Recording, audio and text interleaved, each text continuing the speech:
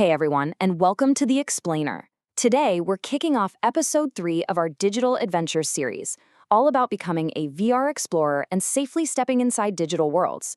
If you've been wondering how to guide your kids through the absolute wild frontier of virtual reality, you're in exactly the right place.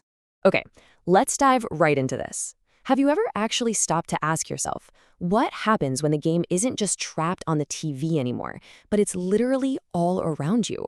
I mean, that is the incredible magic of stepping inside a 3D world. The flat screen just vanishes, and suddenly you're a physical part of the adventure. Which brings us to Section 1, stepping inside the screen, or the shift to 3D environments. You know, we are in the middle of a massive shift in technology right now. Think about traditional gaming. You're looking at a flat screen, right? You're sitting back on a couch, clicking buttons on a controller. You're basically just an observer. But with virtual reality, you are stepping directly into a 3D environment. You're using your actual body, moving your head, waving your hands to interact. You're no longer just watching a digital world. You're physically inside it. And honestly, it's no wonder young people are completely obsessed with this. Research from Barnardo's actually lays out exactly why our young explorers love VR so much. It gives them these incredibly immersive, realistic experiences that a flat screen just absolutely cannot match. Plus, it's a fantastic way for them to connect with friends, it's super entertaining, and it gives them entirely new ways to be creative. I mean, those are some pretty powerful motivations for jumping right into this new tech, right? All right, moving on to Section 2, your safe physical space. This is all about preparing your base camp. So before any great explorer sets off on an expedition, what do? They prepare their base camp. And this is actually a really fun, empowering thing you can do together with your kids. It's as simple as 1, 2, 3. Step 1, clear the room of any tripping hazards. Push the coffee table back, pick up those stray Lego bricks. Step 2, use the headset's built-in tools to set up your digital boundary guidelines. It's literally like drawing a magic protective circle right there on the floor.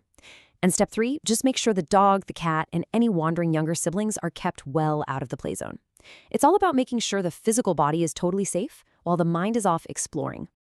So, the absolute crucial point here is this. Your physical body needs to stay completely safe while your mind is exploring that digital frontier. Think of physical safety as the sturdy foundation that makes a truly great adventure possible.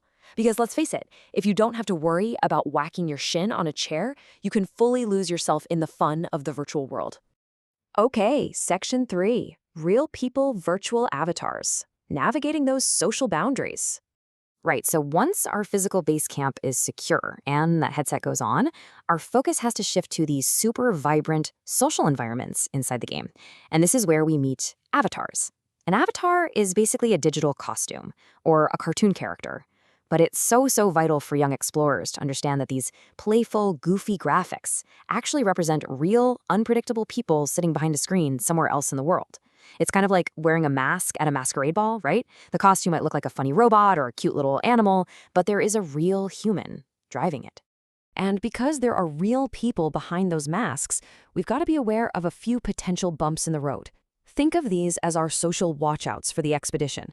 Safeguarding research points out a few things we need to keep an eye on, like trolling, virtual harassment, encountering fake profiles, or just dealing with hidden identities in general.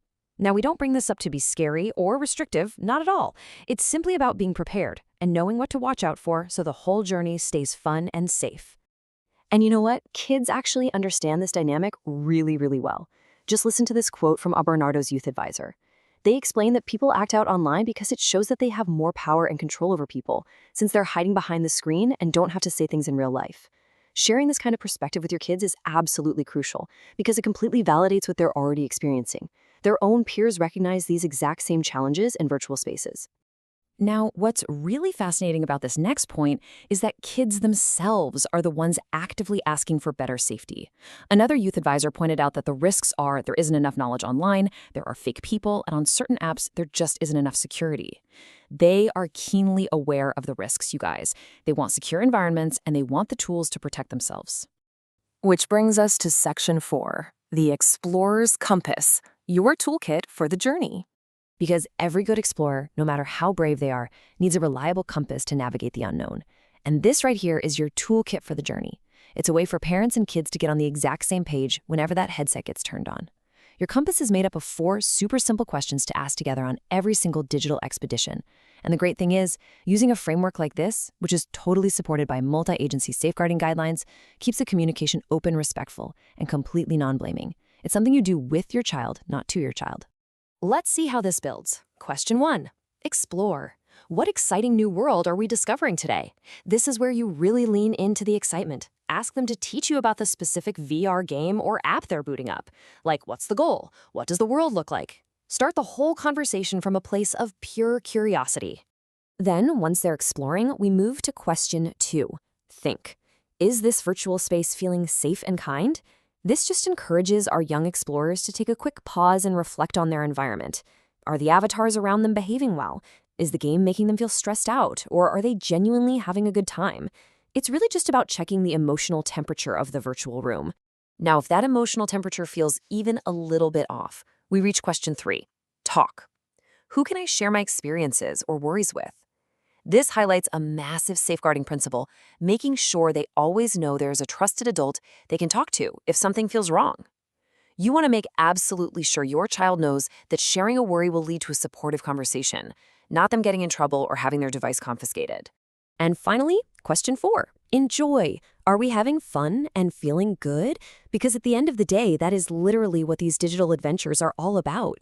And always remind them, if the answer to this question is ever no, it is totally 100% okay to just take the headset off, disconnect, and return to physical base camp. The power to leave a game is always, always in their hands. Ultimately, teamwork makes the best adventures. Drawing straight from the government's working together safeguarding guidelines, the best approach you can take is to keep conversations open, supportive, and completely free of confusing tech jargon. Just adapt how you speak to your child's needs, keep it non-blaming, and simply be an engaged co-explorer in their digital life. Which leaves us with just one final thought. With your physical base camp perfectly set and your social compass ready to guide you, where will your first safe digital adventure take you? Thank you so much for joining me on this explainer. Keep exploring, keep talking, and most importantly, have an incredible time out there in the digital frontier.